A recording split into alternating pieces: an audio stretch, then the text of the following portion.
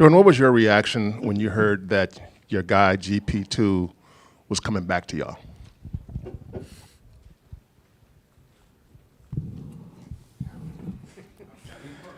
It was good news, especially at the trade deadline. I think it went down to the last day, and just getting somebody back that was familiar, who helped us majorly last year in our run, and we knew the type of fit that he would be, and me personally, I was just really excited. What does he bring to you guys? A different level of competitiveness, physicality, defense, a burst of energy, athleticism. He brings a lot to our team. So being able to have him back, and he just fits seamlessly with us. And I think he's been showing that with the games that we've played together. Jordan, what did Mike Brown mean to you as a young player, and just the way he relates to guys, his spirit, just everything about the way he does his job? Mike helped me a lot. My first couple of years, I was able to ask him questions, offensively, defensively, and he was a big part in my development growing up, or coming up the first couple of years, and it's exciting to see what he's done with the Kings this year, and I'm really happy for him.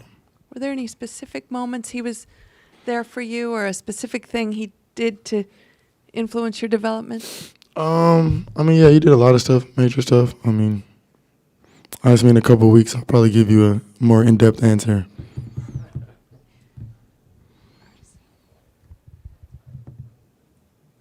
Got you.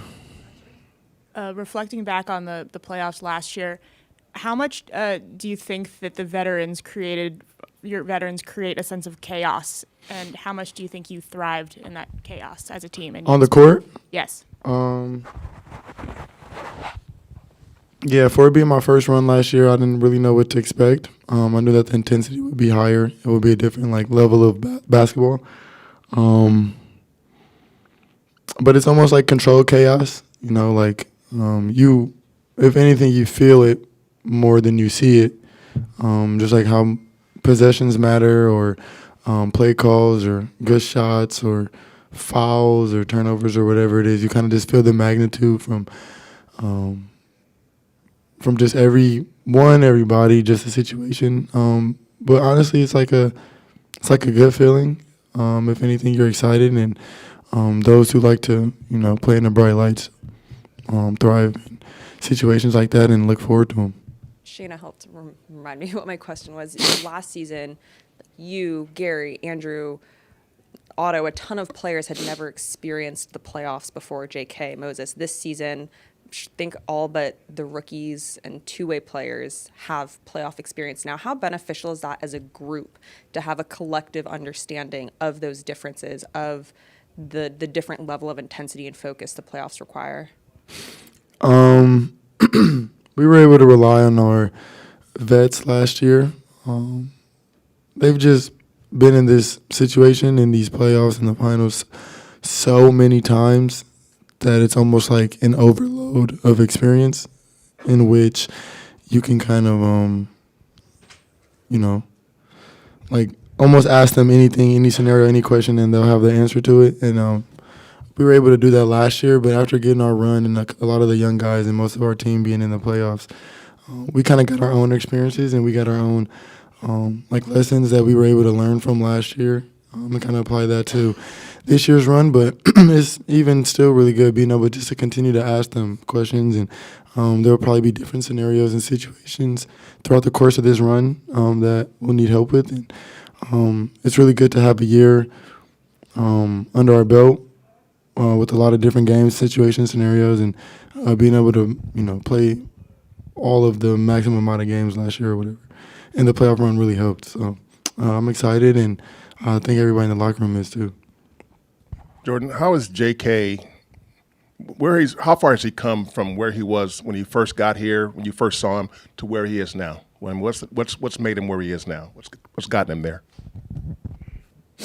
I think we know how talented J.K. is. Everybody knows in the organization, the fans, the rest of the world knows, and development just comes with time, opportunity.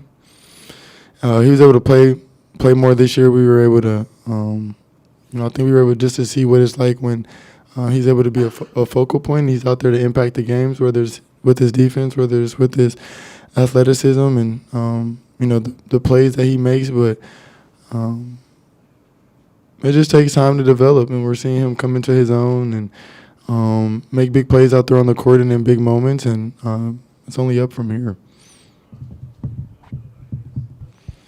As a champion now, do you change at all how you enter the playoffs? Did you learn anything last year, or makes you do anything different as far as preparation? That's a great question. I only ask great questions. Because last year was my first year, and everything that I did felt comfortable. It worked. We were able to win a championship. I think I have the foundation of what I want to do that I'll carry over from last year. May ask a few questions just because I have a little bit more insight and experience on how it'll go. But I think I'll just stick to my basics, I guess, my fundamentals that I had last year. Maybe tweak it a little bit for the better. Not sure. Ask me in a couple days. It's a great question. Jordan, just in terms of the lighter travel, how would you explain the difference between what your body goes through on a bus ride and a plane ride? Well, I think our bus ride is only like an hour from SF to Sacramento, as opposed to taking a 30-minute bus ride to the airport, 2-hour flight, 30-minute bus to the hotel, whatever it is, recovery, blah, blah, blah, do whatever you got to do.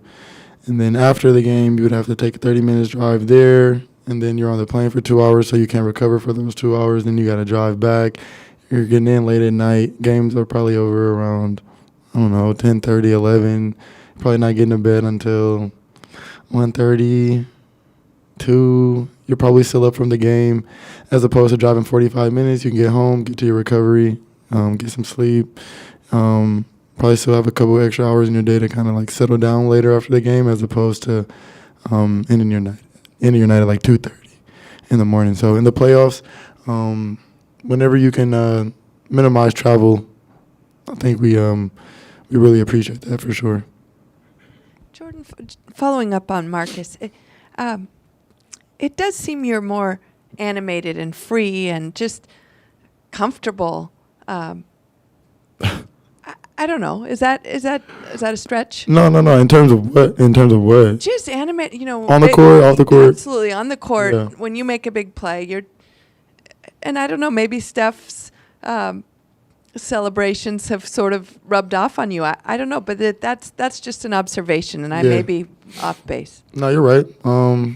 I've always been like that though. I've always been like interactive with the crowd. It was a bit different in school, just because it's college and you gotta abide by the rules, But in the league, you got more freedom. It's almost like you got a little more of an entertainment aspect to it. You can get the crowd involved. Going into timeouts, you can, shake a fan's hand, get everybody excited. You need all the positive energy that you can get. But I've always been like that. Try to, be electric and give the fans something exciting to watch. And now that we can be so close and interact with them, I think it was taken away playing during COVID. There were no fans there, and so you can turn up after a big play, but everybody's at home. So now seeing everybody on the court, it's makes you appreciate it a bit more. Can you imagine too what that means to the fan who's you nearly fall onto, or you shake their hand, or you? For sure. That stuff lasts a lifetime. No, that's why they got them seats though. That's why they're so close. That's true. Did you ever have a player do that for you when you were a kid? I can never get seats that close. Okay. But I would wait after the game. How a lot of kids and fans do now, and I get a little bit of a sweaty handshake or so. Who's the best one? Big Michael Redd fan. Okay. growing up. So whenever I go to the Bucks games, Michael Ray would be there, Brandon Jennings, Charlie Bell, a lot of throwbacks. Okay. On a slightly more serious topic, what did Looney do all those months ago to keep this team from fracturing and potentially just as a voice of reason, as a steadying force that he's been now for years, but these last couple of years he's played every game and just, kept things peaceful, perhaps. Yeah. He's just extremely steady, and a really good, he's like stability for us. I think people don't realize like how long Loon has been with the team and with the organization. He was here through the entire run. So he's a part of this, as much as anybody, and being a younger guy coming in and, just being able to ask him questions and him being a leader and him seeing the things that he's seen over the course of the years and being in the playoffs and being in important games. He's extremely knowledgeable, and I think he kind of takes on like the big brother aspect, the enforcer role, the kind of like steady stability factor in our locker room, and he does a tremendous job. And a lot of people go to him if we need questions or something to talk about, and he's a really good outlet for us for sure, on and off the court. You and Loon both went all 82 this year, and I know how much pride he takes in that. How much pride do you take in that, and how much of that is that Milwaukee Midwestern kind of mentality? No, for sure. I joke with him all the time and tell him that if it wasn't for COVID last year, I wouldn't have missed those 6 games. I would have played all 82 with him, but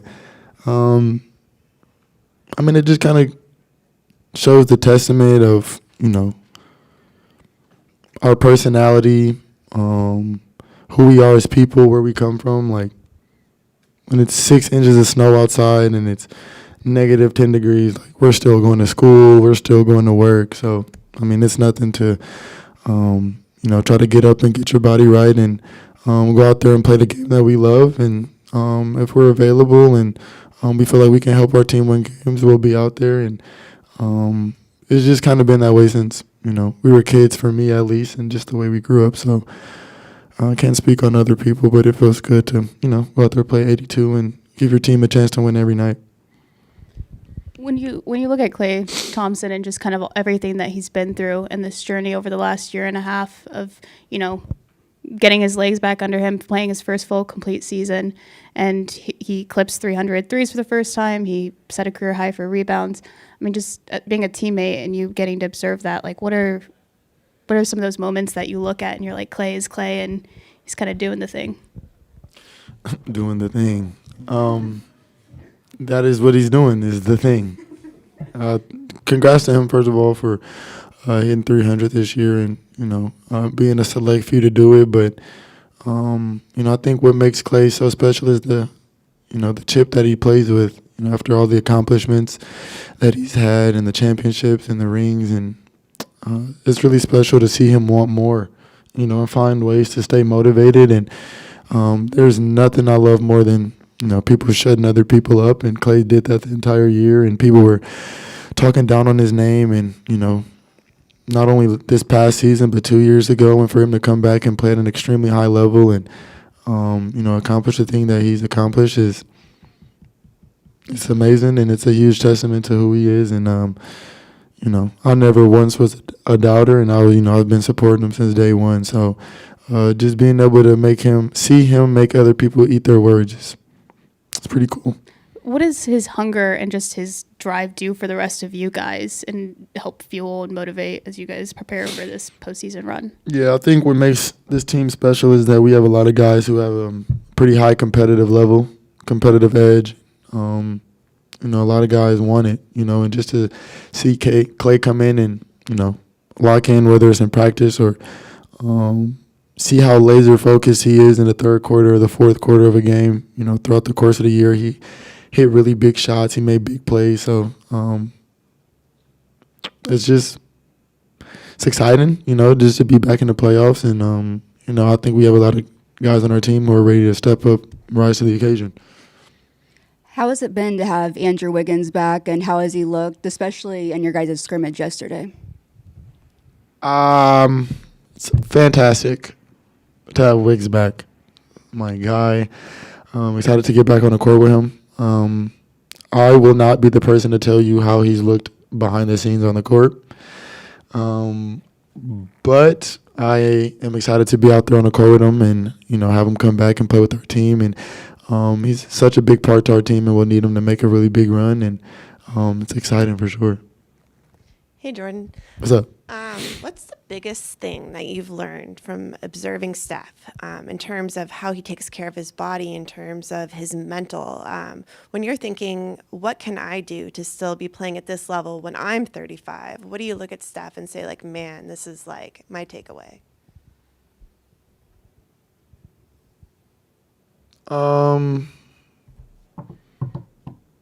How meticulous he is with his routine and how consistent he is. I think that was something that I took from it.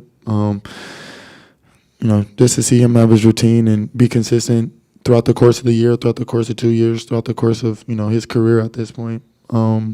Just seeing how he does it over and over daily and, never taking days off, whether that's with his body or recovery or, obviously performance. And it just shows you that you can't skip any steps if you want to be great. And yeah. Cool. Thank you. R2 told me I was only supposed to be over here for 5 minutes. Yeah, your answers are too good, too long. By the way, No terror to that. you did It's a celebrate- scam. you did celebrate